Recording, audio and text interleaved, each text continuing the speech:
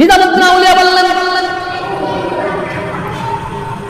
শেখ ফরিদ রাহিমাহুল্লাহ আমার চোখ খুলে দিলেন, মন খুলে দিলেন।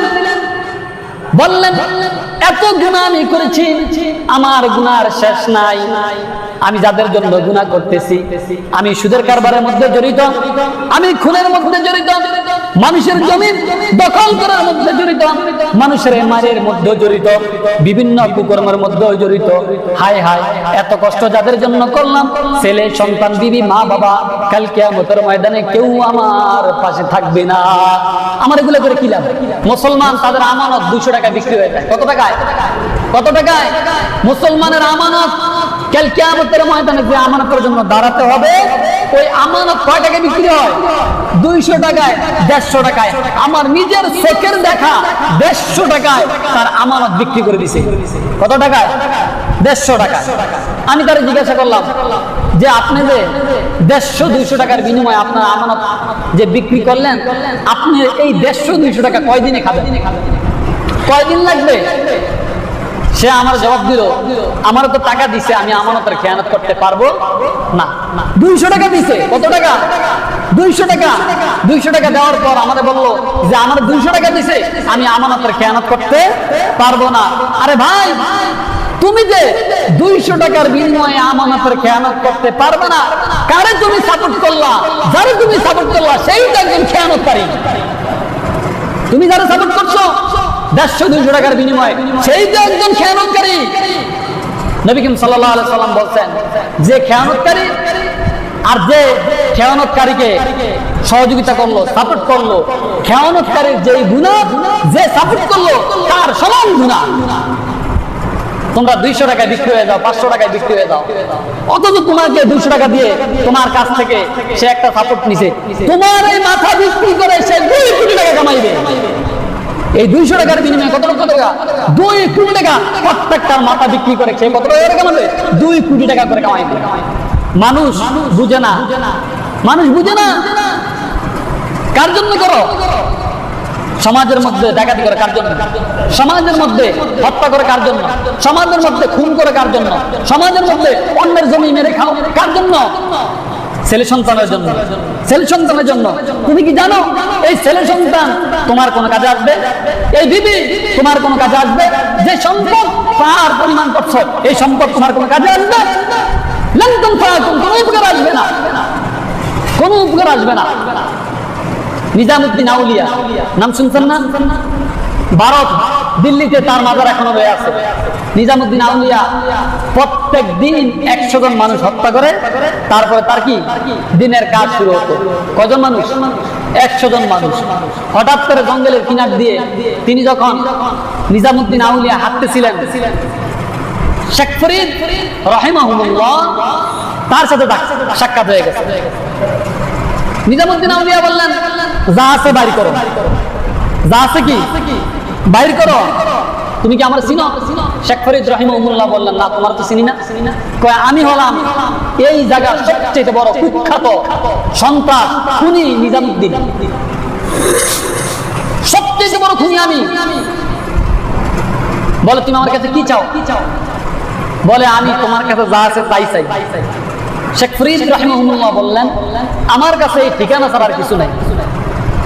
এই ঠিকানা ছাড়া কি আর কিচ্ছু নাই।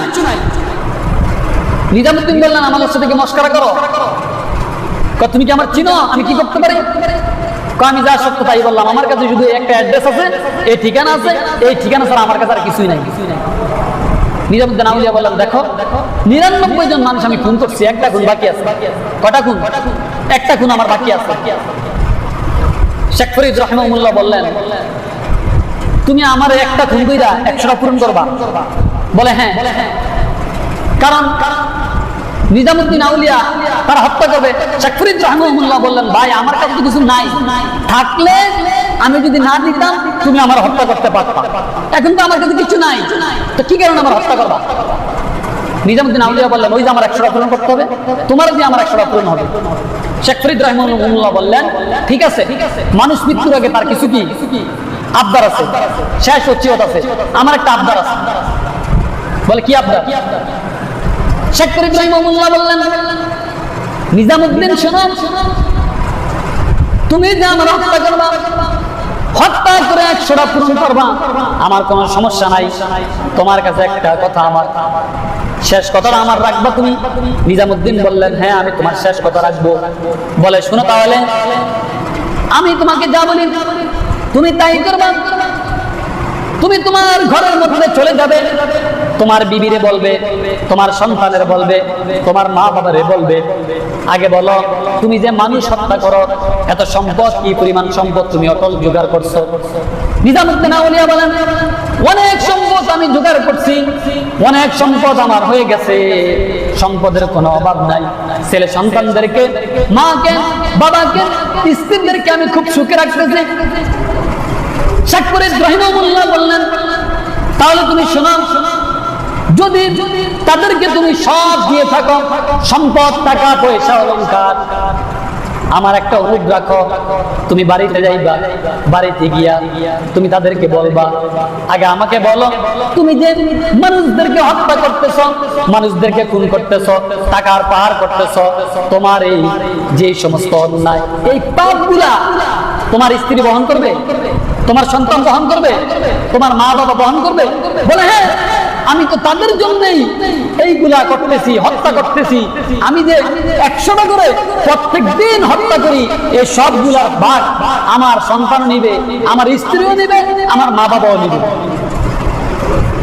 শেখ ফরিদ রাহিমাহুল্লাহ বললেন, যদি তোমার এই পাপের ভাগ তোমার স্ত্রী নিয়ে থাকে, তোমার সন্তান নিয়ে থাকে, তোমার বাবা মা নিয়ে থাকে, তাহলে তুমি বাড়িতে যাও, বাড়িতে গিয়ে জিজ্ঞেস করো তারা এগুলার বহন করবে কিনা। নিজামুদ্দিন আউলিয়া বললেন, ঠিক আছে আমি এই দিক দিয়ে বাড়িতে যাই, তুমি পলিয়ে যাবে এদিক দিয়ে, এই তোমার চিন্তা ভাবনা। শেখ ফরিদ রাহিমাহুল্লাহ বললেন, আল্লাহি আল্লাহি, আল্লাহর কসম করে বলি, যে পর্যন্ত নিজামুদ্দিন আউলিয়া আমার কাছে না আসবে, ততক্ষণ পর্যন্ত আমি এখান থেকে এক কাইট লড়বো না। বললেন, শেখ ফরিদ তুমি আমাকে ভুলভাল করে আমাকে বুঝিয়ে তুমি ফলানোর সিদ্ধান্ত করতেছো। শেখ ফরিদ রাহিমাহুল্লাহ বললেন, ঠিক আছে, জঙ্গলের মধ্যে অনেক লতা মতা আছে, সেগুলা দিয়ে আমাকে টাইট করে বেঁধে গাছের সাথে বেঁধে রাখো, বেঁধে রেখে তারপরে তুমি তোমার ফ্যামিলির মধ্যে চলে যাও। নিজামুদ্দিন আউলিয়া সেটাই করলেন। শেখ ফরিদ রাহিমাহুল্লাহর হাত পাও বেঁধে গাছের সাথে বেঁধে চলে গেলেন ফ্যামিলির কাছে। যায় বললেন, কোথায় আমার স্ত্রী, তুমি আসো। স্ত্রী ডাক দিয়ে বললে, এই সময় তো তোমার আসার কথা না। নিজামুদ্দিন আউলিয়া বললেন, তুমি তো আমার প্রাণের স্ত্রী, তোমার সাথে অনেকদিন আমার সংসার চলতেছে, তোমার সাথে সংসার করার পর আমার সন্তানগুলা দুনিয়াতে আসছে, একটা কথা তোমাকে বলবো, তুমি কি সেটা বলবা? স্ত্রী বলেন, ঠিক আছে আমি বলবো। আচ্ছা, আমি যে প্রত্যেকদিন 100 মানুষ হত্যা করি, 100 মানুষকে খুন করি, তারপরে টাকা জোগাড় করি, অর্থ জোগাড় করি, তোমার জন্য আমি বাড়িতে স্বর্ণ অলংকার, দামি দামি পোশাক তোমাকে পরিধান করি, আচ্ছা বলো তো কাল কিয়ামতের ময়দানে এই পাপের ভাগ, এই অন্যের ভাগ তুমি কি বহন করবা? স্ত্রী বলেন, ইম্পসিবল, এটা আমার পক্ষে সম্ভব নয়।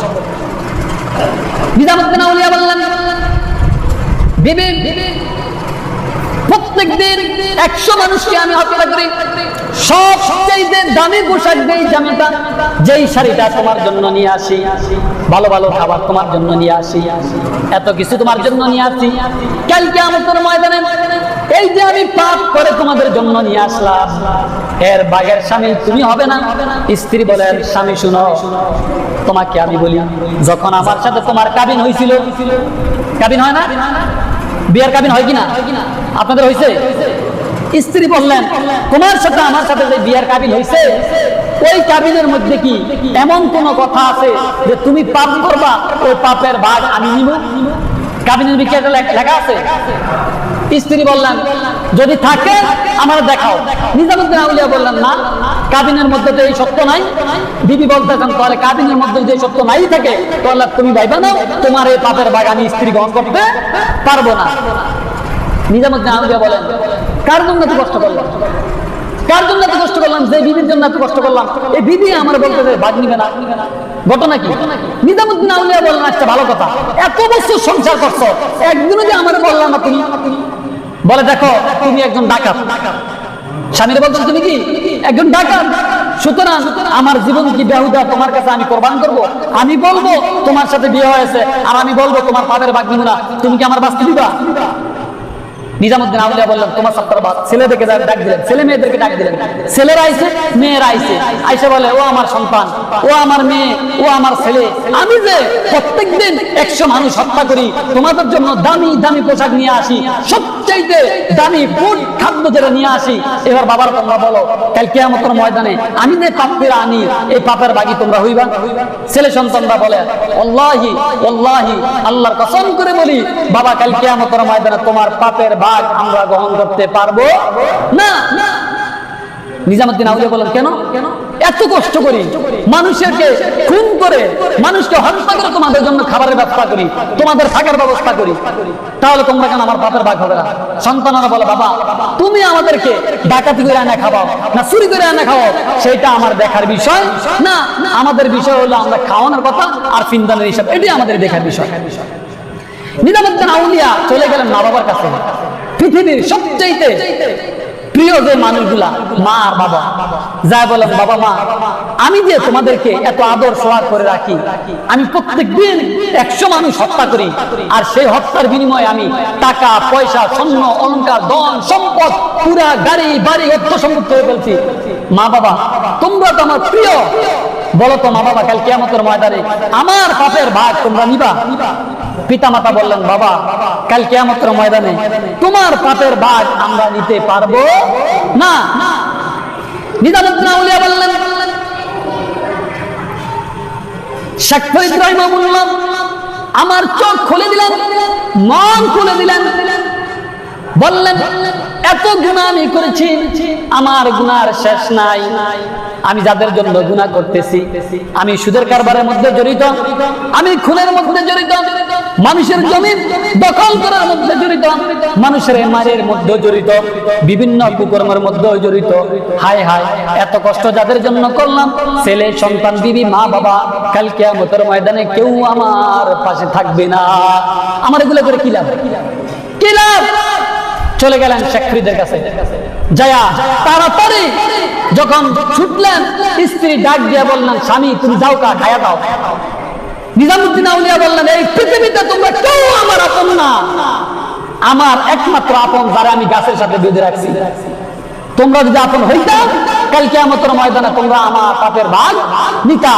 আমি জীবন ভর সন্তানের জন্য কষ্ট করলাম, জীবন ভর স্ত্রীর জন্য কষ্ট করলাম, জীবন ভর মা বাবার জন্য কষ্ট করলাম, মানুষের মানুষ বলি না, যত খারাপ অর্থ আমি কামাই করছি তোমাদের জন্য, সেই তোমরাই আজকে কাল কিয়ামতের ময়দানে আমার পাপের ভাগ গ্রহণ করতে পারবে না। তাহলে বুঝা গেল তোমরা কেউ আমার আপন না, আমার আপন হলো জঙ্গলে। চলে গেলেন, ছুটে গেলেন শেখ ফরিদ রাহিমাহুল্লাহর কাছে, যা বললেন হুজুর আমার মাফ করে দেন, আমি জিজ্ঞাসা করছি তারা কেউ আমার পাপের ভাগ গ্রহণ করতে পারবে না। বললেন তুমি কি করতে চাও, কি করতে চাও? বলে হুজুর জিন্দেগি ভর মানুষকে হত্যা করছি যে সন্তানের জন্য, জিন্দেগি ভর মানুষের ক্ষতি করছি যে স্ত্রীর জন্য, জিন্দেগি ভর মানুষের আতর ঠেললে কেবল ঠেলতে আসি আমার বাবার জন্য, আজকে আমার কেউ পাশে নাই। হুজুর আপনি আমার বলেন আল্লাহ কি আমার ক্ষমা করবে? ক্ষমা করবে? শেখ ফরিদ রাহিমাহুল্লাহ বললেন তুমি যদি তোমার ভুল বুঝতে পারো, অবশ্যই যদি তওবার মতন তওবা করো, তুবু ইলাল্লাহি তাওবাতান নাসুহা, তুমি যদি তওবা করো কঠিনভাবে, অবশ্যই আল্লাহ পাক তোমার জন্য ক্ষমার দরজা খোলা রেখে দিয়েছে। সুতরাং ও যুবক, কার জন্য কষ্ট করো? ও যুবক, কার জন্য তুমি এত পরিশ্রম করো? এই যে সকালবেলা ফজরের পরে বের হয়ে যায়, কোরআন তেলাওয়াত করলে কোনো সময় করি, কোনো সময় নাও করতে পারি, সকালে ভোরে বের হয়ে যায়, সন্তান গুলা ঘুম যায়, অনেক সময় বিবিও ঘুম যায় না টেনে। আমি তো ওই সন্তানের জন্য, ওই বিবির জন্য ঘর থেকে রোজগারের জন্য কি বের হয়ে যায়, আবার সন্ধ্যাবেলা চলে যায়। কার জন্য? সন্তানের জন্য। আল্লাহ নিজে বলছেন lan tanfa'akum arhamukum wala auladukum ইয়াউমাল কিয়ামাহ, কিয়ামতের ময়দানে তোমার সন্তান কাজে আসবে না, সম্পদ কাজে আসবে না, কেউ তোমার কাজে আসবে না। আমি কার জন্য এত কষ্ট করি? ও যুবক, কার জন্য দিনের পর দিন পরিশ্রম করি, রোদের মধ্যে পরিশ্রম করি, কার জন্য? আহার যুবক, কাল কিয়ামতের ময়দানে সন্তান কোনো কাজে আসবে না, মা কোনো কাজে আসবে না, বিবি কোনো কাজে আসবে না, আসবে একমাত্র তোমার আমল, আসবে তোমার সেজদা, আসবে তোমার নামাজ, কাজে আসবে তোমার রোজা, এগুলা তোমার কাজে আসবে। যুবক দুনিয়ার মধ্যে কার জন্য পেরেশান হয়ে গেছো? আমি হই, তুমি হও, সবার জন্য একই কথা। যেই হোক, সে মুফাসসির হোক, মুফতি হোক, মাওলানা হোক, মুহাদ্দিস হোক, যেই হোক, গায়রে আলম হোক, যেই হোক, একই কথা, একই কথা। দুনিয়া থেকে যখন চলে যাব, কোনো কাজে আসবে না। দিনটা বড় ঘুরি সন্তানের জন্য, রোজগার করি, কত পরিশ্রম করি, কিন্তু একদিনে তাহাজ্জুদ নামাজ পড়ি না। দিনটি ভর দৌড়াই, কিন্তু জামাতে নামাজ আদায় করি না। রোজার মাস রোজা রাখি না। পরিশ্রম করি, টাকা কামাই, কার জন্য? সন্তানের জন্য। কার জন্য? বিবির জন্য। কোন কাজে আসবে? কোন কাজে আসবে? কাজে আসবে ওইটাই, দুনিয়াতে যদি তুমি ভালো আমল করো, দুনিয়াতে যদি তুমি হক পথে টাকা ইনকাম করো, দুনিয়াতে আসবে যদি তুমি তাহাজ্জুদ নামাজ, তাহাজ্জুদ গুজার হও, সিজদা করো, এটাই তোমার কাজে আসবে। তুমি আউয়াবিন নামাজ আদায় করো, এটাই তোমার কাজে আসবে। তুমি আশরাকাত নামাজ আদায় করো, এটাই তোমার কাজে আসবে। যুবক, আর কিছু কাজে আসবে না। দিনের পর দিন গানের মধ্যে কষ্ট করতে পারবা, দিনের পর দিন বিলের মধ্যে কষ্ট করতে পারবা, ঘরের মধ্যে ভাত জোগাড় করতে পারবা, ঘরের মধ্যে গোস্ত জোগাড় করতে পারবা, কিন্তু যুবক তুমি নিজের জন্য কি জোগাড় করছো সেটাই দেখার বিষয়। আজকের থেকে আমাদের একটাই ইখলাস থাকবে, একটাই টার্গেট থাকবে, আগে নিজের আমানত, নিজের আমলের সার্টিফিকেট বাড়ি করতে হবে, তারপরে দুনিয়াদারি করতে হবে। যখন আমরা ঘুম থেকে উঠি, ঘুম থেকে উঠার পর আগে আমরা ফজরের নামাজ আদায় করব, ফজরের নামাজের পর আল্লাহর কোরআন তেলাওয়াত করব।